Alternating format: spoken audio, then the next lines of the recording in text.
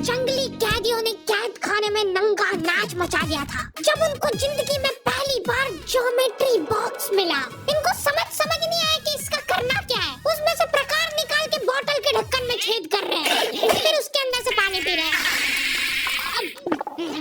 आधे बच्चों को पल्ले ही नहीं पड़ रहा है कि ये दो मुंह वाले प्रकार का करना क्या है, तो बैठ के उसकी स्ट्रेचिंग खोल रहे हैं। कुछ गांव के लौंडों ने मिलके तो हथियार वगैरह बना लिए थे। ये देख, ये अपने को यहाँ से हुक पकड़ना है, उसके बाद तुम जैसे खींच के इसको छोड़। हाँ, हमारे स्कूल में आसपास के गांव से भी बच्चे आते थे। मेरे को बहुत बढ़िया लगते हैं यार ये बच्चे। इनको तुम इनके बैग से ही पहचान सकते हो।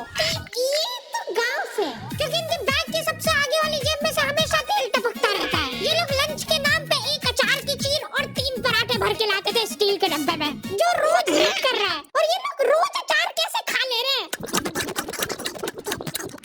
ये लोग स्कूल की बस में ही आते थे, जिसका ड्राइवर था अब्दुल और कंडक्टर रफीक। अब्दुल और रफीक मिलके बसें ड्रिफ्ट करवा देते थे। चलो तो जा आ गया स्कूल। रफीक की स्पेशलिटी थी कि जहाँ से बस निकल ही नहीं सकती वहाँ से भी निकलवा देता था। हाँ,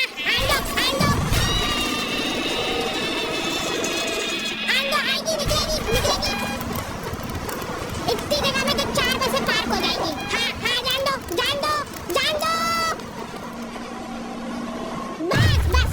अब्दुल और रफीक बहुत डेडिकेशन के साथ काम करते थे।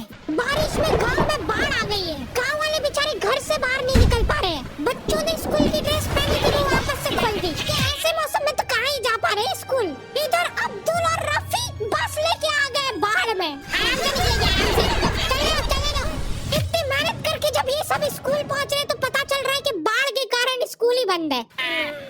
मेरे को बहुत पसंद है ये बच्चे, क्योंकि पढ़ाई को ज्यादा सीरियसली लेते ही नहीं है। ये लोग सारे सब्जेक्ट की एक ही कॉपी बना रहे हैं। टीचर ने कवर चढ़ाने का बोला तो न्यूज़पेपर में लपेट के लिया है कॉपी को। ये लो, चाय के कप के निशान दिख रहे यार उस पे। बेटा पेपर तो ढंग का लपेट के लाते। 120 पन्ने की कॉपी में 5 पार्टीशन कर रखे इन्होंने अलग अलग सब्जेक्ट के, और उसमें भी छोटा छोटा लिख रखा कि कॉपी नहीं भरा।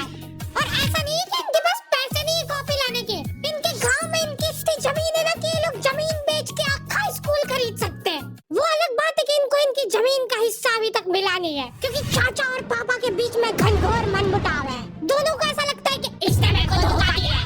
धोखेबाज, सामने मत बोल। देख, मैं यहाँ पे फालतू बात करने नहीं आया हूँ। बात एकदम क्लियर है, मेरे को मिलनी चाहिए पूरी प्रॉपर्टी। अच्छा ठीक है, सबसे पहले तो तू औकात में रह। तू रह औकात में रह।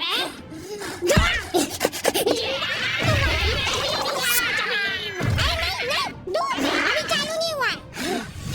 इनकी बहन दोनों भाइयों का समझौता करने के लिए रेफरी बनी है। एक दूसरे को माँ बहन की गालियाँ देने के बाद वहीं पे उनको सॉरी बोल दे रहे हैं। सॉरी, क्योंकि दोनों के रिश्ते सेम ही पड़ते हैं।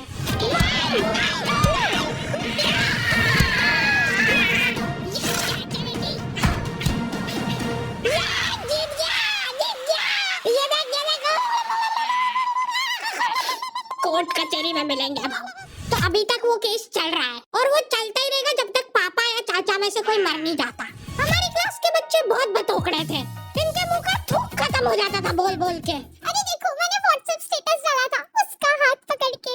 अब उसको ऐसा लगा कि मेरा स्टेटस सबको दिखता है, पर मैंने सेटिंग्स में जाके स्टेटस सिर्फ उसको विजिबल कर रखा था।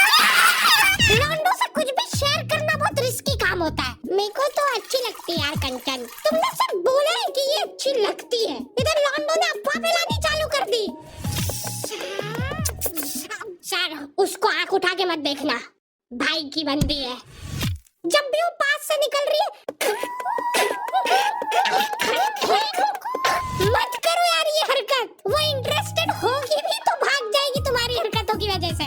इतनी ज्यादा बकलोली सहन करने के बाद हमारे क्लास टीचर ने सोचा कि इनका सेटिंग अरेंजमेंट चेंज कर देते हैं। एक लड़का और एक लड़की बैठाएंगे, फिर देखते कैसे बात करते हैं। मेरे दोस्तों के पास जो लड़कियां बैठी वो बीच में बैग रख ले रही है ताकि गलती से भी ये दरिंदा उससे टच नहीं हो जाए। इनका तो फिर भी ठीक था, मेरी किस्मत तो बिल्कुल ही घटिया थी। जब तक मेरा नंबर आया लड़कियां ही खत्म हो गई हमारी क्लास की। अच्छा ठीक है, तुम अकेले बैठ जाओ।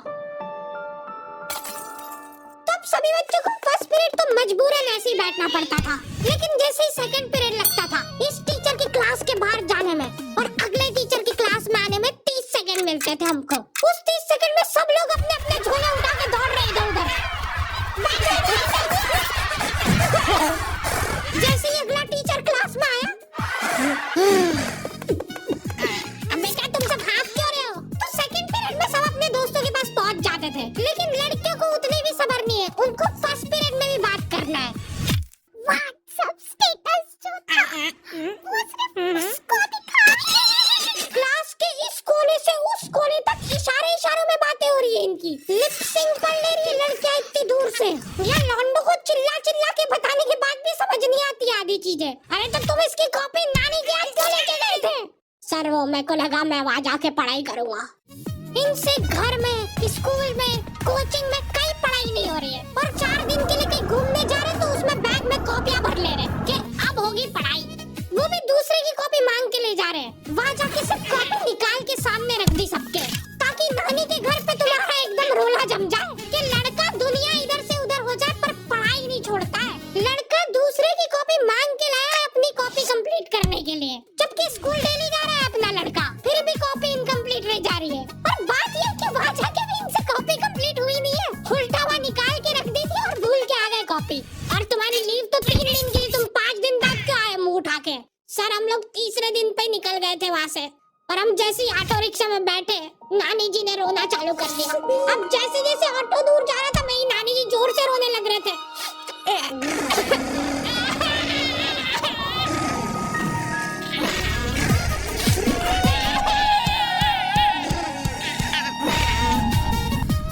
एक पूरा दिन तो इसमें हो गया सर हमारा। फिर अगले दिन मम्मी ने उतर के नानी जी को समझाया, रो मत मम्मी,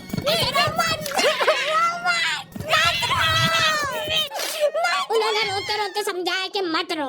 आधा दिन ये चला, फिर आधे दिन ऑटो वाले ने वापस समझ लिए।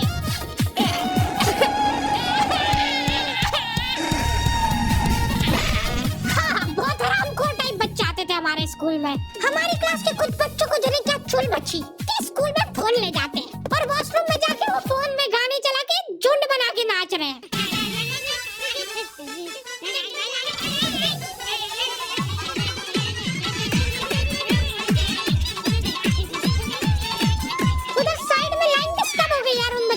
जो कांच में बाल बनाने के लिए लगी है, वॉशरूम में मूतने से ज्यादा लंबी लाइन बाल जमाने के लिए लगी होती थी। और तुम गौर से देखोगे इनको तो पता चलेगा कि सब लोग सेम ही चीज कर रहे हैं। बाल गीले करके अपनी जेब से कंघा निकाल रहे गोल वाला, उसके अंदर 2 उंगली फंसा रहे और फिर बाल खड़े कर रहे हैं। और बाहर निकलते से सारे टीचरों ने घेर रखा है इनको, क्योंकि इतने जोर जोर से गाने बजा के नाच रहे थे ये लोग। किसके पास है फोन, जल्दी से बता दो। मैम ऐसा कुछ नहीं, हम तो मुंह से गा रहे थे। किसी से भी पूछ, मैम इसके पास ही है फोन, हमको छोड़ दो, हम तो सिर्फ बाल जमा रहे थे। तुम कुछ कांड करते हो, पकड़ा जाते हो तो तुम्हारा दिमाग चलना ही बंद हो जाता है एकदम। इनसे पूछ रहे थे, बता बेटा क्यों लाए तुम स्कूल में फोन? मैम वो यूट्यूब से पढ़ाई करने के लिए। स्कूल में?